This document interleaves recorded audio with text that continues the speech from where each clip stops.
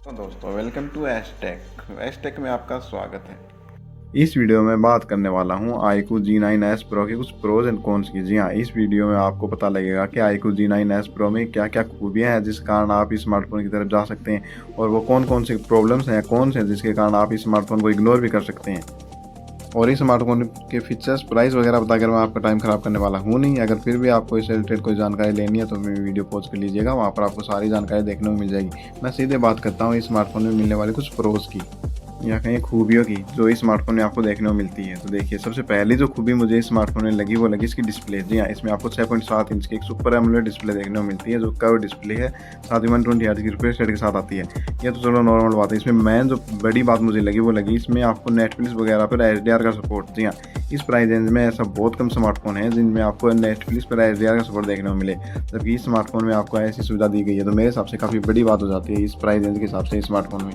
बात करें iQOO G9s के अगले प्रोज या खूबी की जो मुझे लगी है वो लगी इसके परफॉर्मेंस। जी हाँ, इसमें आपको Qualcomm Snapdragon 7 Gen 3 वाला प्रोसेसर देखने को मिलता है जो इस प्राइस रेंज का सेकंड मोस्ट पावरफुल प्रोसेसर कहूँगा मैं। जी हाँ, फर्स्ट पर तो Dimensity 8300 वाला आता है जो कि Poco X6 Pro में देखने को मिलता है, पर सेकंड नंबर पर यही आता है। मेरे हिसाब से इस फ़ोन में आपको one of the best performance देखने को मिलेगी। अगर आपको एक ऐसा स्मार्टफोन चाहिए जिसमें आप बढ़िया गेमिंग करना चाहें तो मेरे हिसाब से ये one of the best smartphone रहेगा आपके लिए।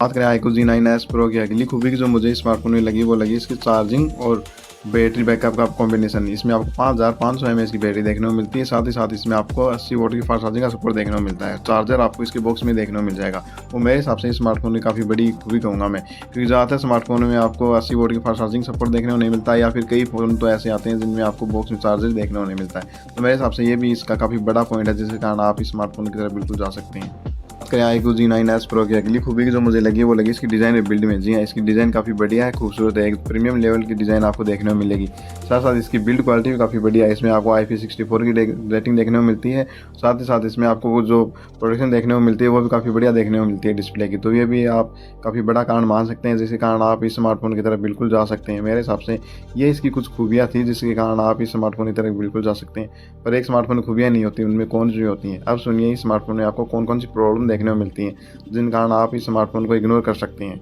सबसे पहली जो कमी मुझे इस स्मार्टफोन में लगी वो लगी इसके सॉफ्टवेयर में। जी हाँ, इसमें आपको FunTouch OS 14 देखने को मिलता है एंड्रॉइड 14 के ऊपर, वो काफ़ी बढ़िया बात है। तो इसमें प्रॉब्लम ये है कि एक तो इसमें आपको बहुत सारे ब्लोटवेयर देखने को मिलेंगे। जी हाँ, ये 25,000 रुपये के आसपास की प्राइस रेंज में होते हुए भी इसमें आपको बहुत सारे ब्लोटवेयर देखने को मिलेंगे।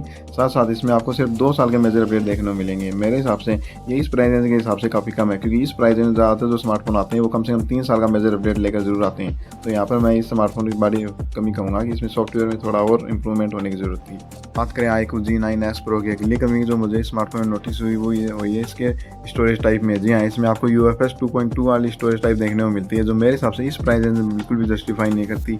ये 24-25 हज़ार रुपये का स्मार्टफोन है और इस प्राइस रेंज में मेरे हिसाब से आपको कम से कम मिनिमम 3.1 वाली स्टोरेज टाइप जरूर देनी चाहिए थी।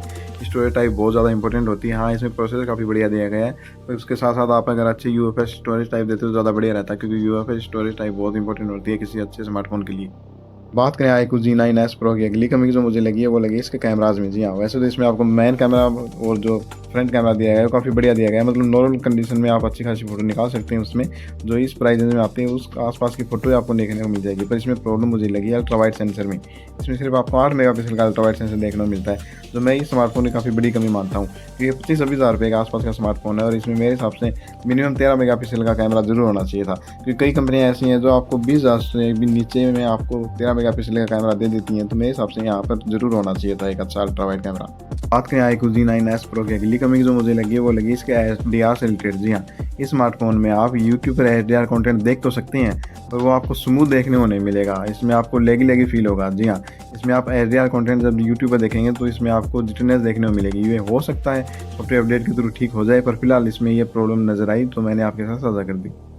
तो एक प्रोज एंड कॉन्स चीज़ों मुझे iQOO G9s Pro में नजर आई और मैंने आपके साथ साझा कर दी। अगर आपको ये वीडियो पसंद आई तो प्लीज़ लाइक करना और चैनल को सब्सक्राइब करना ना भूलिएगा। और आपको ये स्मार्टफोन अगर खरीदना है तो मेरे डिस्क्रिप्शन बॉक्स में इसका लिंक दिया गया है, वहाँ से आप इस स्मार्टफोन को खरीद सकते हैं।